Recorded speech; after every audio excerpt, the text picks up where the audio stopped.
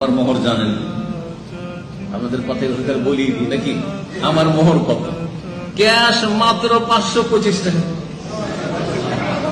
Cash মাত্র 525 টাকা।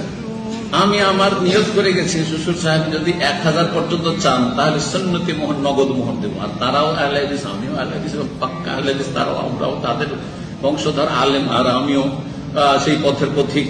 তো সুতরাং 1000 টাকা পকেটে নিয়েছে আর রেডি হয়েছে 1000 দেওয়ার জন্য। বলছে বাবা আমার পরিবারে বেশি মোহর নেই, কারো 300 কারো 400, আর আমার ছেলের বিয়ে দিলাম 515 দিলাম, আর আরেকটা নাতিনের বিয়ে দিলাম, পুতিনের বিয়ে দিলাম, তো তার 520, আর এটা যেহেতু আমার মেয়ে সুতরাং এটা 525 নেব। আলহামদুলিল্লাহ, আমি নিয়ত করে গেছি 1000 আর চাইলেন কত?